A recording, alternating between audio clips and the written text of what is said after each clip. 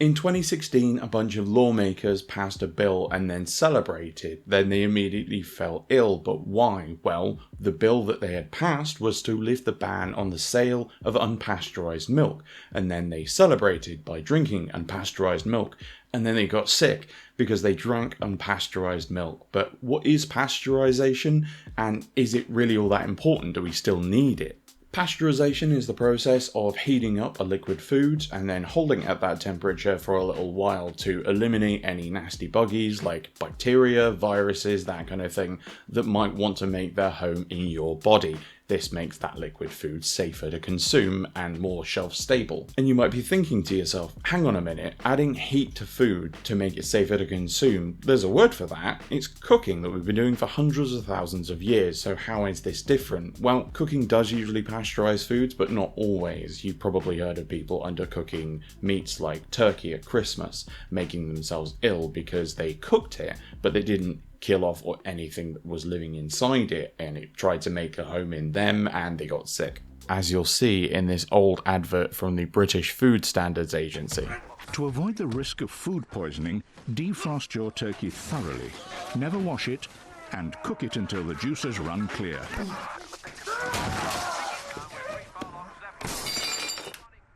That's because pasteurization is a function of not just heat but time. You can cook for something for a short time at a really high heat, but it will dry out. Or you can cook it for a long time at a lower heat, say in a slow cooker, and that will also kill off those pathogens. This really informs my personal cooking style because when I moved at my parents' house and I was cooking for myself exclusively for the first time, I was really afraid of giving myself food poisoning, so I would overcook everything.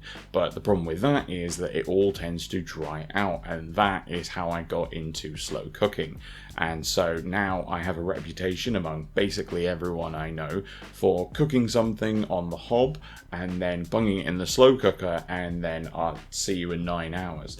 The advantage of that is that it doesn't dry out, and when it comes out, it's lovely and soft and fall apart and fantastic. So if you don't have a slow cooker, not only will it pasteurize your food quite effectively, but it makes everything delicious, and I can't recommend them enough. And cooking in the slow cooker is much closer to pasteurization than it is to regular cooking, if you see what I mean. Rather than cooking something at a really harsh temperature for a short time, it cooks things very low temperatures for a very long time.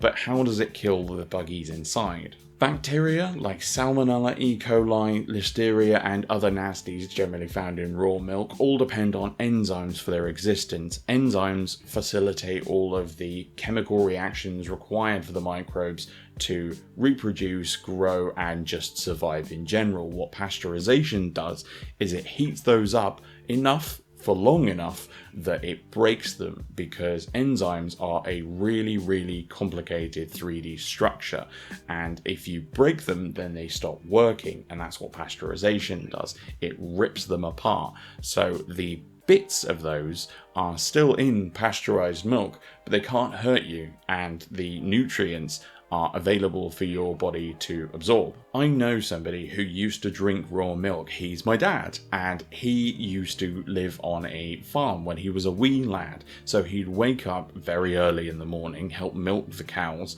and then deliver the milk to people in the local area. And that's kind of how it used to be, because farms would be in very close proximity to urban areas where people actually lived, so that the milk wasn't hanging around for too long. Because if you are going to drink raw milk, then you should do it as quickly as possible, because milk has a very neutral pH and it's very nutritious. It's the perfect environment for bacteria to flourish in, and they will use some of the nutrients available to reproduce very quickly. So if you're going to drink raw milk, you should do it as quickly as possible, but generally don't. Pasteurization was developed by Louis Pasteur in 1864, and Nicolas Appert in 1810, and Lazzaro Spallanzani in 1768, but they were all pipped to the post by China. Records of heating wine for the purposes of preservation go back as far as 1117 AD in China, and that's because if your question is who did this first or who started messing about with this idea first, the answer is almost certainly always China. Paper, movable type, gunpowder, the magnetic compass, and pasteurization. One of these days I'm going to have to do a video about all the things that are credited to someone else but originated in China a long time ago. It's been quite a journey in this video, from those lawmakers in 2016 to Louis Pasteur in 1864 to my dad working on a farm in the 60s to 12th century China. So why did those lawmakers get sick in 2016? It's simple. They had probably lived their entire lives under the protection of pasteurization, and it works so well that it's easy to think, is it actually doing anything? So these lawmakers, out of a desire for more money or more power, usually both, lifted a ban on unpasteurized milk that had been keeping them safe their whole lives, and they had to learn firsthand a lesson that our species has been learning over and over for hundreds of years, that pasteurization, or whatever you call it, will save your life occasionally, but most often it will save you from spending the next 12 hours in the bathroom. Thanks very much for watching. Like the video if you enjoyed it, and subscribe if you want to see more of this, and I'll see you in the next one. Bye bye!